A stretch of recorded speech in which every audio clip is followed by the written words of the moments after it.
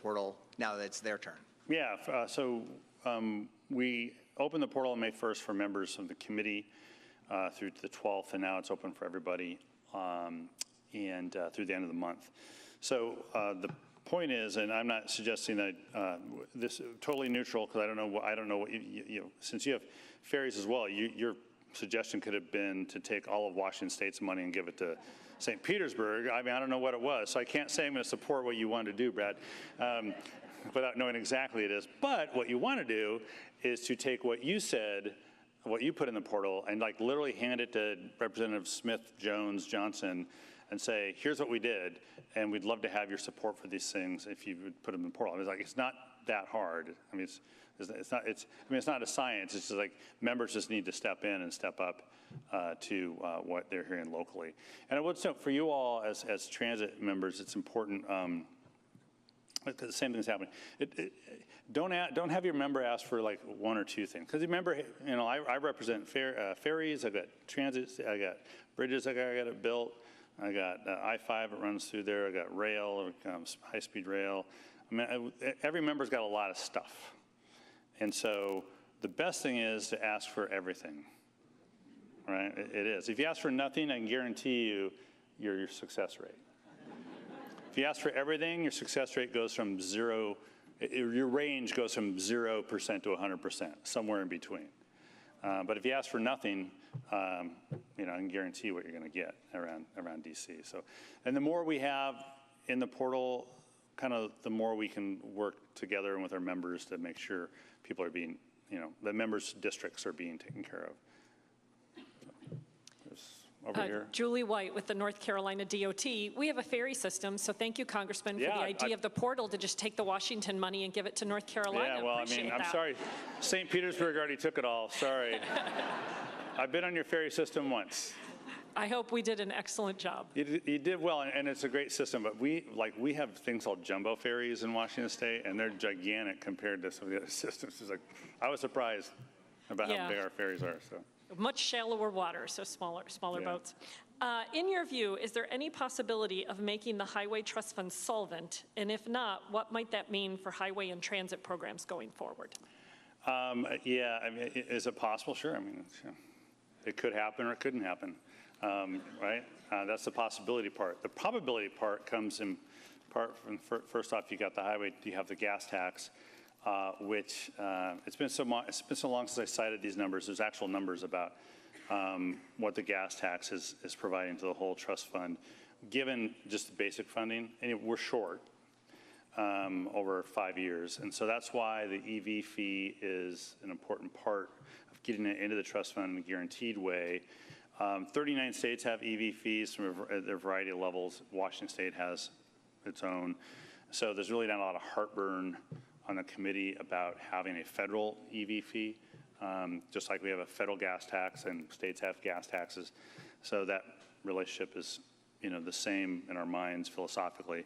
The question is a matter of a variety of things. One is ensuring that the EV fee money goes into the Highway Trust Fund so that it can go to the accounts. Second is we did guaranteed funding or advanced appropriations, whatever you want.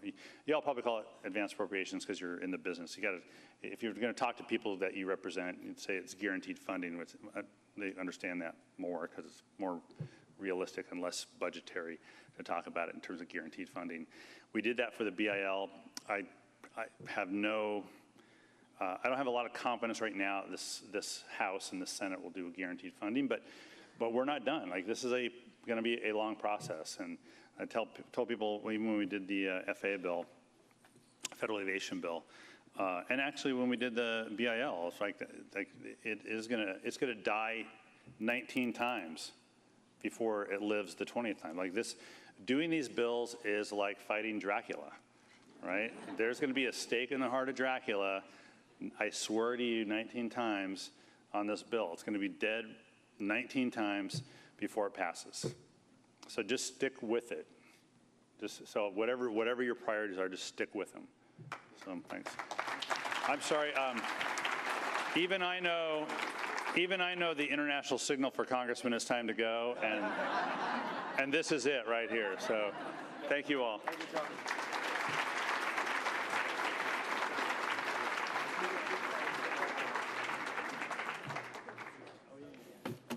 That was great. Why don't we just dive into the next session? Phil Ng, General Manager of the MBTA, and I have the privilege to introduce Senator Elizabeth Warren. Senator Warren is one of the nation's leading progressive voices, serving since 2013 as Senator of the great Commonwealth of Massachusetts.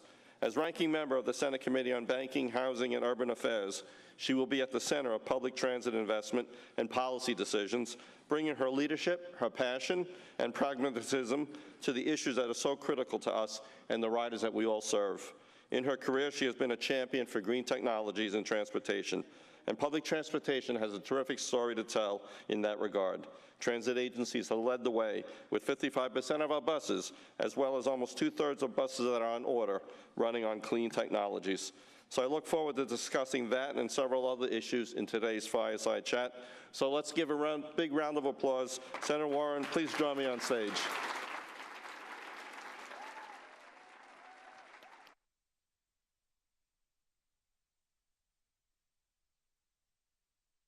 Hello, hi Phil. All right. I think they told me to sit closest to the podium. Sure. Okay. Hello. Good to see everybody. I love it. Transit nerds. My people. Okay, I'm ready. I love that. Let's dive right into it. I have the honor of being here, and let's just jump right into the question. So right off the top, what does public transportation mean to you, to Massachusetts, and everywhere? Nothing works without public transportation. You know, and I really do mean that. I mean every part of that. I mean housing, I mean healthcare, I mean education. And I think of it this way, that, look, we've got a big city like Boston. Boston literally cannot work without public transportation. And I really want to say thank you, Phil, for helping straighten out our teeth. Phil's been doing a wonderful job. We need it for climate reasons. We need it to be able to get around in the greater Boston area. We need it so people can get to work, so people can get to school, so people can find houses they can afford. But I think that that's become too much the story of public transit for many people. They think Boston, but they don't think Western Mass. And so, for example, out in Western Mass, I was out not long ago to a place called Soldier On. And they do housing for homeless vets, bringing them in off the street, a lot of medical problems often. And they started out with a big facility, and they realized what they really needed more than anything else is permanent long-term housing for these vets, places they could age in place. Found land that's not very expensive, got a lot of people who made a lot of donations.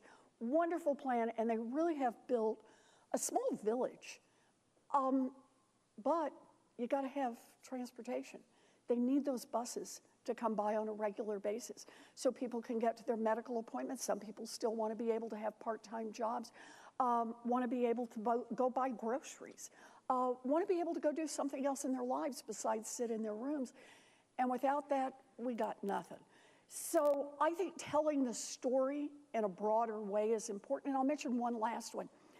Kim Driscoll, who's now our lieutenant governor, when she was mayor of Salem, Massachusetts, big problem in Salem, Massachusetts. They have a wonderful tourist trade. They've really been building up. Go spend some money in Salem, Massachusetts. It's great at Halloween, but it's great all year long. Lots of restaurants have gone in, lots of things to see. You're down to the water. It's all beautiful, beautiful. But people can't afford to live there and wait tables. They can't afford to live there and do a lot of the jobs that need to be done to keep Salem a place that's going to be a vibrant economy. Without mass transit, they got nothing. So what did they do? They put themselves together and said, you know, we're just going to have to get a bus that goes around, a van, goes around 3 times in the morning, 3 times again in the late afternoon, get anybody who wants to sign up and going. A creative solution that met the needs of a community. And to me, that's what public transit is all about. It's an all of the above as it's reimagined given the issues of any different location. wherever you live. And besides that, we got bridges, we got ferries, we got all the rest of it. We got it all. Yeah. Well, as I listen to the senator, it's such immense pride that we have this opportunity to make people's lives better, making transit options viable for everybody. Exactly. So let me dive into the next question. Sure. With the expiration of the Infrastructure Investment Act and Jobs Act next year, you have an opportunity to shape surface transportation or reauthorization. So I'd like to hear a little bit about what you think about funding for the next transportation bill. So look, we got to make 20% the minimum. My own view on this is we actually ought to start asking for more and be negotiated down if we have to. But it really is, I want everybody to understand this. Look, I don't have to persuade you all. There's a lot going on right now in Washington. A lot of things are getting broken. But we have got to keep the money coming in to transit. And we just have to persuade our Republican colleagues as well as our Democratic colleagues that it's in everybody's interest not to go below 20%. So that is my number one goal. And then my number two goal is, to the extent we can do it, is moving in the direction of giving you more flexibility in how you spend that money. That's got to be a key part. Yeah, you need it in different ways. So that's it for me. Well, that's music to our ears, for sure. How do you envision protecting that funding opportunity in the next authorization bill? Because there are some that are looking not to extend it. And I understand. And look, this is going to be the fight. And this is why it's so great that all of you are here today. Because we got to drive this point home in every single Senate office, every single House office. We all need this funding. We can either all succeed or we can all fail. But that's how it has to be. This is not a Democratic issue or a Republican issue. It's an everybody issue. And I actually want to add a piece to that. Donald Trump says he wants to build. Great. I got an idea for how he can build. He can build a lot of transit. He can put more money into more flexible transit initiatives all around the country. And trying to push that narrative while you're here is just absolutely crucial. yes, thank you. The funding does support so many critical things like capital investment grants, low or no emission buses, rail funding, accessibility upgrades for people and disabilities. Among these, other policy priorities for that bill? Yeah, you know, I think the way I'd say it, Phil, it's all of the above on these, you know, and I've got the bill right now with Tammy Duckworth, where we're trying to get more money in so that everything we're doing is accessible, so that people on wheelchairs or people pushing strollers or people who have other mobility impairments will be able to access all that we're doing. And then I always like to use that as a lever. Once you're working on that part, then now that's also a good time to upgrade the equipment to make sure that everything is at its best operational capacity. So I think that's a piece we're at least going to try to get out there and negotiate with them on a little bit. And it's a terrific piece to talk about because, again, it is a reminder, this is where I was starting, how many people use public transit, who's using it, and why they need it. Tammy does a wonderful job of bringing our veterans in, and particularly our veterans with disabilities who have to count on public transportation. And that is sometimes, I don't want to overpromise, but sometimes a way to bring two parties that are hammer and tongs at each other over budget matters together to say we're going to try to support the veterans here. And this is at least maybe one place that gives us a bit of an angle into that. That's great to hear. There's so many areas of this common ground, and I know so many of my partners here have so much information we'll love to share and give you any ammunition you need to be able to make that point. Chairman Gray is on the House Transportation and Infrastructure Committee. He set an ambitious timeline for the House reauthorization bill this year. How do you envision the surface authorization process proceeding on the Senate side? Well, on the Senate side, I don't think, there's no reason it should be slow if we're working together. And I know that's a heroic if, but it really is the case. If we get a bipartisan agreement that, look, Everybody wants to get transportation, 20% is our minimum, you know what I mean, kind of the key parts. And the only elbowing is out at the edge of how much flexibility can we build in that wasn't already built into the statutes. What can we say about a couple of these initiatives, like the initiative to make it all more accessible? We ought to be able to do that in a pretty speedy way. Now, if the other side of the aisle starts out with, we're going to cut this by half, boy, now we're in for a siege, right? And that means everybody get down into your bunkers because we are going to fight this. Because I'm not going to roll over on this. We have to have a minimum. Look, I'm very frustrated that we haven't raised it above 20%. But we are where we are. That has to be our minimum. And conversation about numbers should be conversations about higher than 20, not conversations about lower than 20. That's great. That's absolutely great.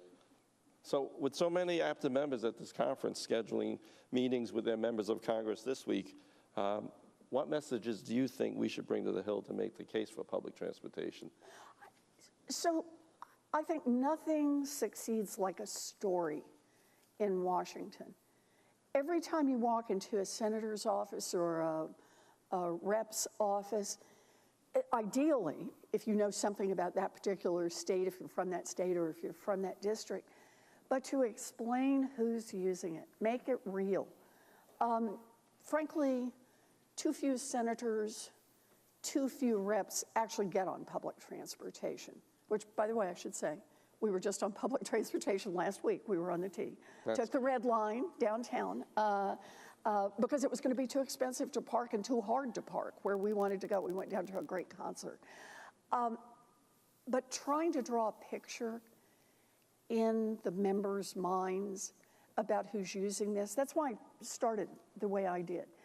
A group of business people care enormously, even if they never set foot on public transportation, because they need their workers to be able to get to the restaurant, to be able to get to the gift shop, to be able to get to the mall, to be able to get where they want to be able to hire them. That's the story you can tell. Our vets who are trying to do something creative for those who have no housing, tell that story, make that story real. The more you can do that, the more you get allies in this fight for why the resources are so important. Because that's how I see this. The fight is to get you the resources you need so you can do the job you're trying to do. And if we can get you more resources, you are the people I have confidence in. You will use those resources well to give us better public transit. You will use those resources so that more of us can count on it's going to show up on time. The equipment's going to be clean and usable. The driver, if we've got one, is not going to be somebody who's stressed out. It's somebody who's going to say hello. That every part of this, that the routes are going to cover where we need coverage. This is our opportunity. I'm going to make one more pitch, though, that you can also throw in. Talk about the veterans, talk about the business leaders, talk about the next generation. Everybody wants to think about their hip with the next generation. Our granddaughter is about to move and get her first job, and she's picking out an apartment, and I said, "Are you going to get a car, sweetheart?" She just graduated from college, and she said, "No." She said, "I don't want to have to get a car. I figure I can get on a line and be able to get to where I want to work. And if I have to go someplace else, otherwise I can get an Uber, I can get a Lyft if I need to." But her principal way of getting herself back and forth to work as she is planning moving to a brand new city she's never lived in before is the assumption that she's going to be able to rely on public transit. You all have seen the numbers. Fewer and fewer young people are getting their driver's license. They're waiting till later to get their driver's licenses. It's one more way to make the pitch that this is an investment for today, but it's an investment for tomorrow as well. It's an investment in our young people. It's an investment in our businesses. It's an investment in our seniors. It's an investment in making this country work better. If you make that pitch to the senators and the reps, we got a much better chance of having this thing slide on through. Like I said, there'll be some discussions about some pieces, but I hope very much to keep these as add-on discussions because we all agree on the baseline. And the baseline is forward funding. The baseline is you've got to have your 20%. The baseline is you've got to have a little more flexibility on being able to spend the money. We love what you do and we need what you do. You just got to remind us of that. Thank you, Senator. You bet. Thank you again, Phil. Thank you, Senator, for spending some of her precious time with us. Thank you. Thanks. Thank you, Senator. Okay. Good. Good to see you. Thank you. Thank you. Thank you. Hi. Senator Leanne Redden on Good to the see you, incoming Leanne. vice chair. Let's get Good Phil to in see the you. photo. Come here, Phil. There we go.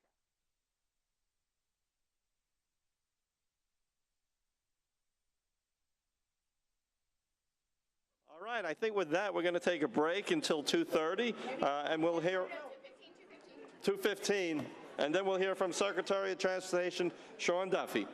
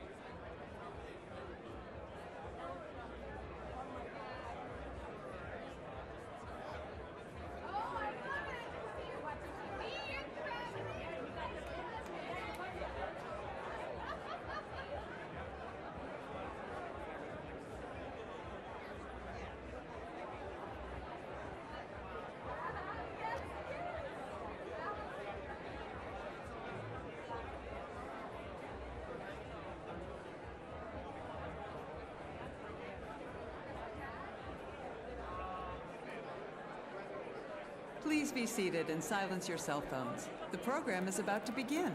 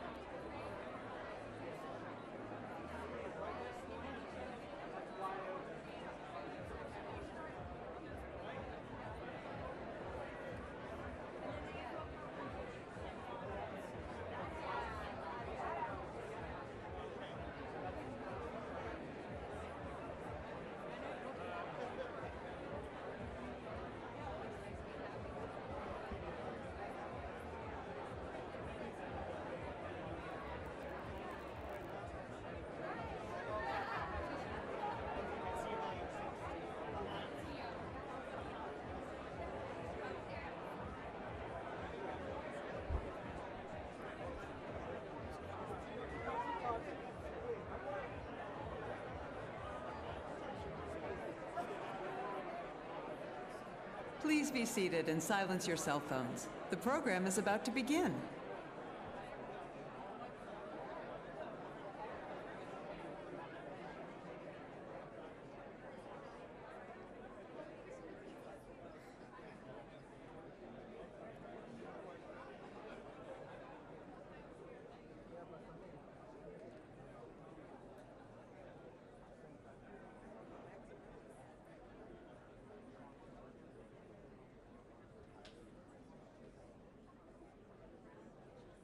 Please welcome MJ Maynard Carey.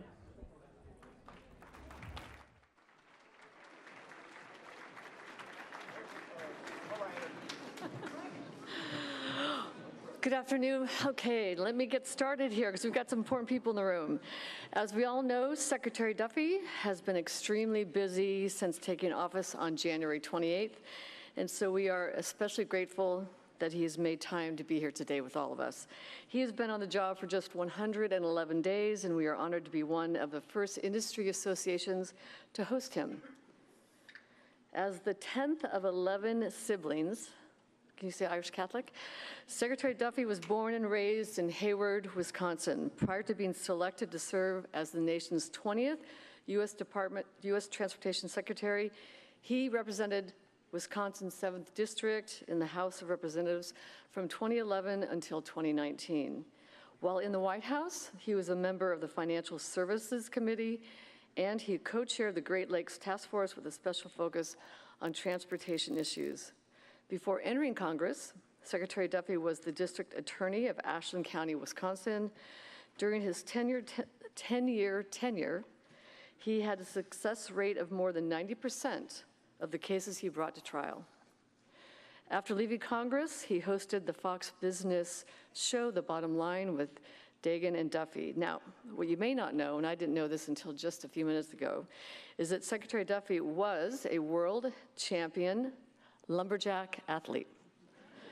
That's a sport that requires not just physical strength, but also mental grit, endurance, and the ability to learn and adapt. And those are all the traits that you need to manage the nation's 4 million miles of public roadways, 140,000 miles of rail, 20,000 airports, extensive coastal and inland waterways, and our essential public transportation network that employs 430,000 people, drives the U.S. economy, and serves 35 million Americans every day. So please welcome U.S. Transportation Secretary Sean Duffy.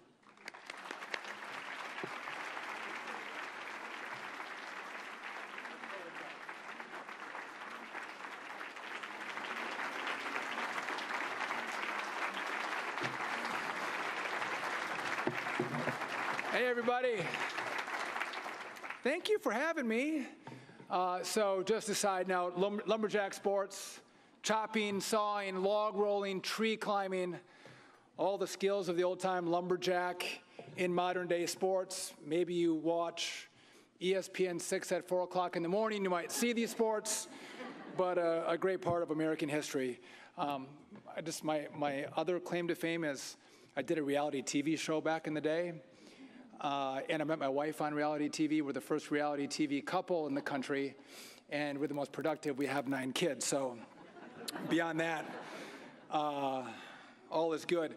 So, listen, when I took this job, someone warned me and they said, listen, you could get caught up in just going from crisis to crisis to crisis, and after 4 years, you will have never accomplished the goals and the mission that you set out when you first took the job. And as I've been on the job for 111 days, I see that as absolutely true. You can go from crisis to crisis. But I don't want that to be the story of my 4 years. That doesn't mean we don't deal with crises, but we always have to be mission-driven on all of the priorities that I have as a secretary, but also the priorities that the president has for the department. Now, just another side note on that, the president, when he called me, by the way, he said he loves the Department of Transportation. He said if he wasn't the president and he could pick any department, he would love to be the secretary of the Department of Transportation. So it's great because we got a good supporter in the White House, but also the problem is that if I mess things up, he's watching and I will be held to account. So but he does care because he's a builder. He likes to build things. And he said, I want you to focus on building the big, beautiful infrastructure that connects our people, that moves our products. That's what's so important in America, and I think we can do a better job building those projects, being more efficient with the dollar, and being more effective in the dollar spent to assist and help the American people. And so I would tell you that when we think about big, beautiful projects, it does include roads and bridges. But it's not just roads and bridges. That also includes transit and transit infrastructure. 100%.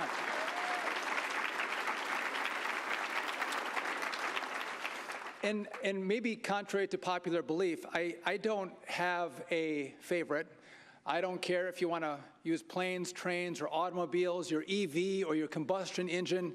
I think America has a right to choose, and I think they should choose. And so in our department, I don't see transit as the ugly stepchild of the department. By the way, I have 9 kids. I tell you that, 9 kids? And if they ask me who is their favorite, I tell them I don't have a favorite. I love you all equally. It's kind of the same as the modes. I care, all the modes are different, but I care about the success of all of the modes that we have at DOT.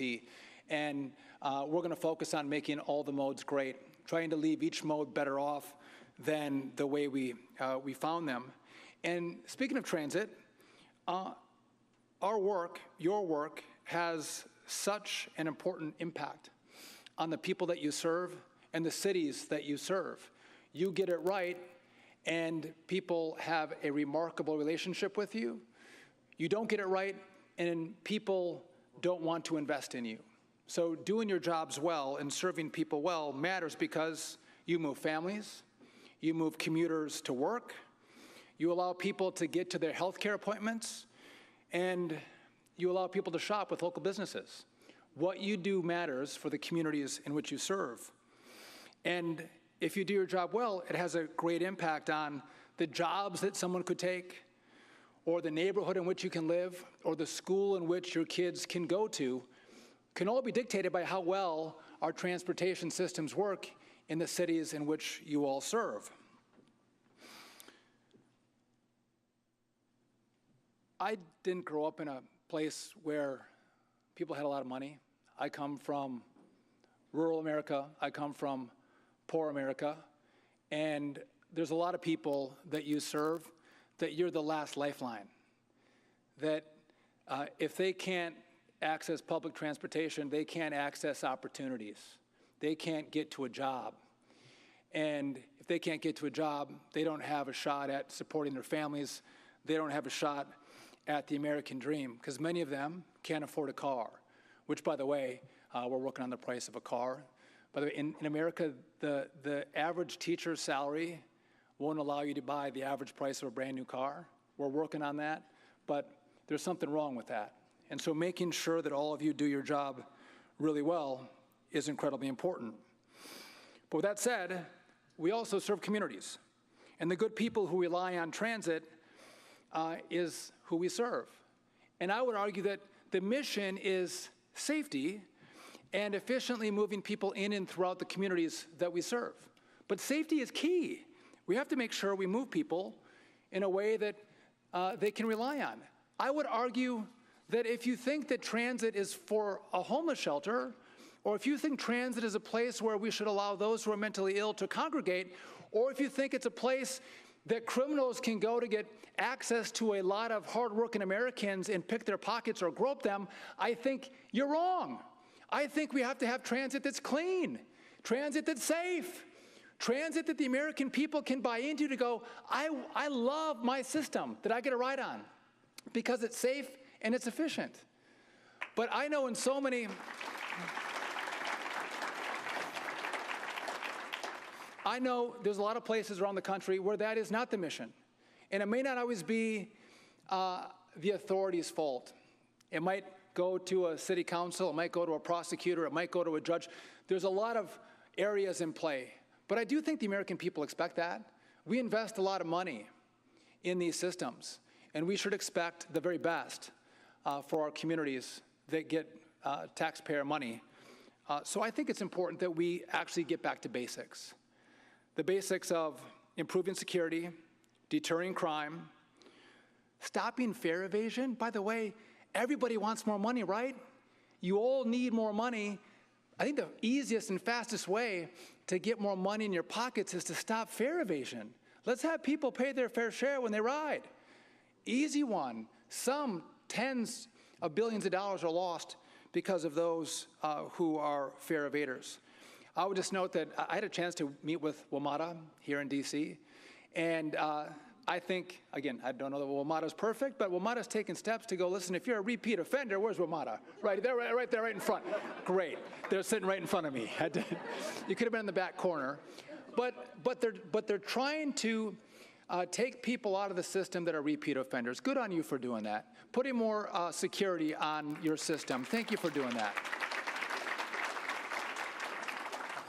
In LA, they hired their first transit police chief into the system. Again, steps that are driving safety and security, I think, make so much sense.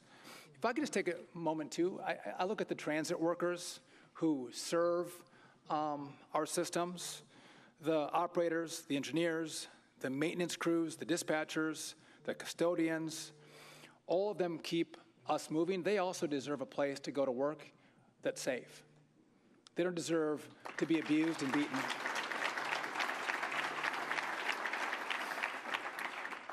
And so I want to partner with all of you. You have a friend in me. You have a friend in this DOT. But I'm going to ask you to actually use your money well, to clean up your systems, to make them safer, to make them cleaner. I don't know why when I travel around the world, I think so many other countries have safer and cleaner transportation systems. Why should we have something second best? Why should we have something less than that? I think we should aspire to be the best in the world, the safest in the world, the cleanest in the world, the most efficient in the world. I think that's what we should aspire to because we're Americans, and I think our people actually deserve that. In the coming years, we're going to have a chance to showcase our great work. The World Cup is coming to America. The Olympics are going to be in America, right? It's going to be great.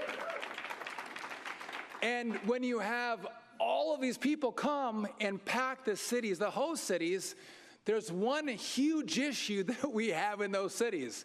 We're going to try to move people around these communities in massive numbers, and we have to make sure that our transit system is going to crush it for all the visitors that come to see the World Cup and see the Olympics. And we are going, the Congress is going to have to help us out, but the Congress and DOT are going to invest in these communities and these cities to make sure we show the world what we can do with American transit.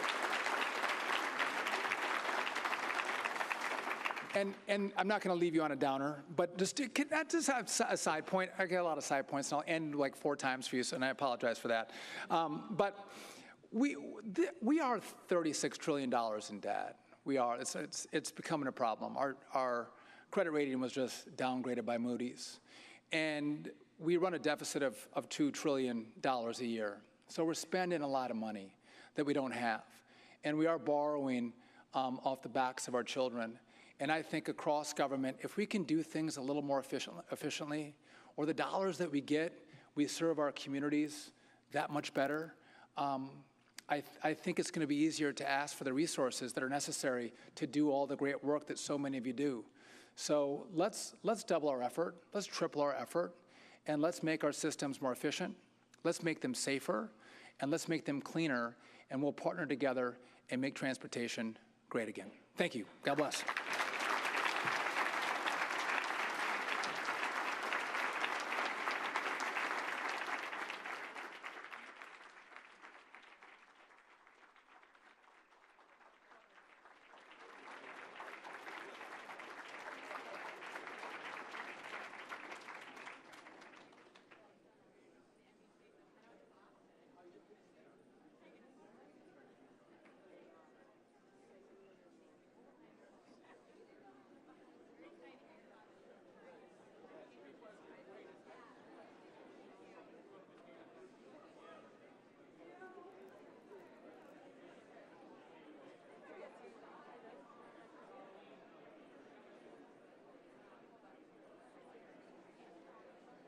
Please welcome colleagues.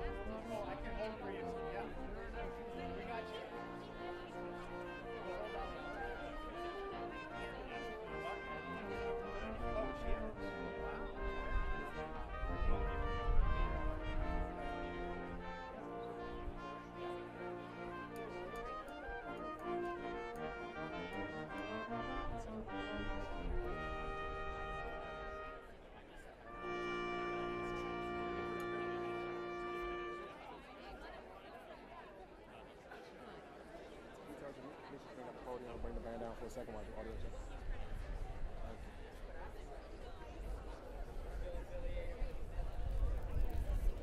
Audio check 1, 2. Last audio checks for press. Main rise.